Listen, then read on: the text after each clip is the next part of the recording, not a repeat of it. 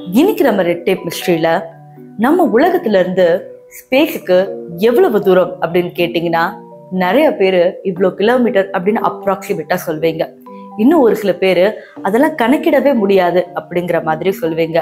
ஆனா நீங்க ஏன் கிட்ட கேட்டீங்கன்னா உலகத்துக்கும் ஸ்பேஸ்க்கும் கிட்டத்தட்ட 400 கிலோமீட்டர் வித்தியாசம் தான். அது எப்படி அவ்வளவு சீக்கிரம் போக முடியும் அப்படின்னு கேட்டீங்கன்னா அதுதான் ட்விஸ்ட்.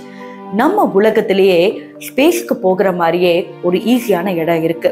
அதோட மிஸ்ட்ரீஸை தான் இந்த வீடியோல பார்க்க போறோம். ஸோ இந்த வீடியோ உங்களுக்கு பிடிச்சிருக்கும்னா மறக்காம சப்ஸ்கிரைப் மற்றும் லைக் பண்ணுங்க. இப்போ நம்ம வீடியோக்குள்ள போகலாம்.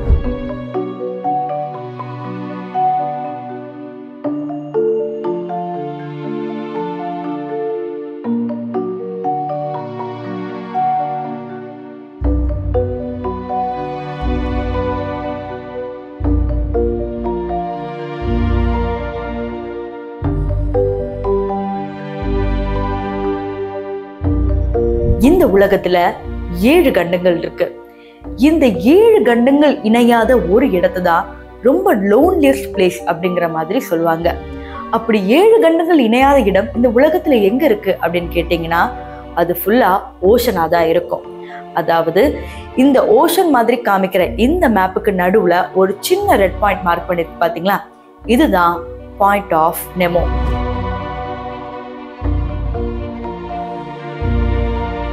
நெமோ பாயிண்ட் அப்படின்னு கூட சொல்லலாம். இப்போ இந்த இடத்துல நீங்க மாட்டிக்கிட்டீங்கன்னா என்னென்ன ஆகும் அப்படிங்கிறது தான் ட்விஸ்ட். ஃபர்ஸ்ட் ஆஃப் ஆல், இந்த இடத்துக்கு போறது அவ்வளவு ஒரு சுலபமான விஷயமே கிடையாது. இந்த இடத்துக்கு உங்களுக்கு போறதுக்கே 1 மாசம் எடுத்துக்கும்.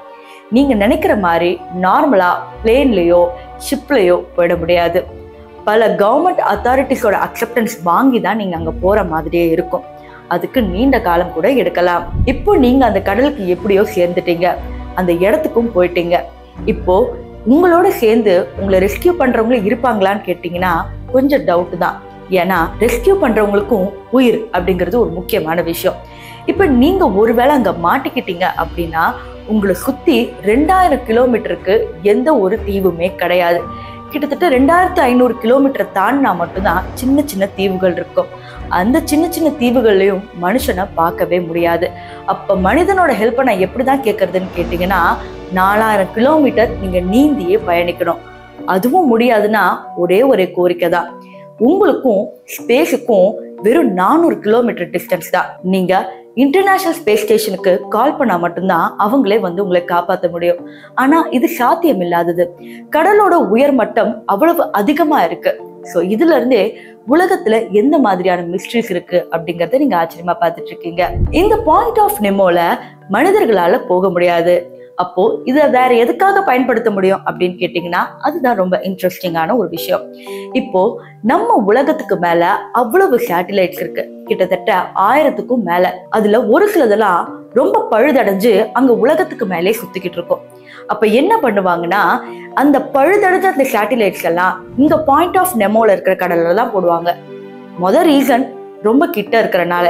செகண்ட் ரீசன் அந்த கடலுக்கு பக்கத்துல எந்த ஒரு கண்டங்களுமே இல்லை. ஸோ 2000 கிலோமீட்டர் 4000 கிலோமீட்டர் தள்ளி இருக்கிறப்ப அது மக்களுக்கு பெரிய பாதிப்பை கொண்டு வராது. அதனாலதான் பழுதடைஞ்ச சேட்டிலைட்ஸ் அங்க போடுறாங்க. போன பாயிண்ட்ல சேட்டிலைட்ஸ்லாம் பழுதடைஞ்சா அது இங்கதான் போடுவாங்க அப்படிங்கிற மாதிரி நம்ம பார்த்தோம். அதோட போட்டோஸும் நீங்க பார்த்திருப்பீங்க. இப்ப இந்த அழகான பாயிண்ட் ஆஃப் நெமோவை கண்டுபிடிச்சது யாருன்னு பாத்தீங்கன்னா ஒரு கனடியன் ஆய்வாளர். இவர் கண்டுபிடிச்சாரு. ஆனா ஒரு தடவை கூட இந்த இடத்துக்கு போகவே இல்லை. மேப் பார்க்கும் போது இந்த ஒரு இடத்துல மட்டும்தான் எந்த ஒரு விஷயமே பக்கத்துல இல்ல அப்படிங்கறத கண்டுபிடிச்சாரு. ஆனா கடைசி வரைக்கும் அவர் சொன்னது என்னன்னா இந்த இடத்துக்கு தயவு செஞ்சு யாரும் தனியா போயிடாதீங்க அப்படின்னு வார்ன் பண்ணி தான் இதை கண்டுபிடிச்சாரு. சமீபத்துல ஆழ்கடல்ல இருந்து பல உயிரினங்கள் செத்து மேல வரதை நம்ம பார்த்துக்கிட்டே இருக்கிறோம். இப்போ இதே மாதிரி இங்க இன்னொரு விஷயம் இருக்கு. பாயிண்ட் ஆஃப் நெமோ அப்படிங்கிற இந்த கடலுக்கு கீழே கிட்டத்தட்ட எவ்வளோ கிலோமீட்டர் ஆழம் அப்படிங்கிறது யாராலையுமே சொல்ல முடியாது. அப்படி இருக்கிறப்ப இங்க கீழே இருக்கிற ஏதோ ஒரு டீப்பஸ்ட் கிரியேச்சர், அதாவது ஏதோ ஒரு ராட்சச மிருகம் கத்துக்கிட்டே இருக்கிறதா அந்த ரேடியோ சிக்னல்ல பதிவாகியிருக்கு.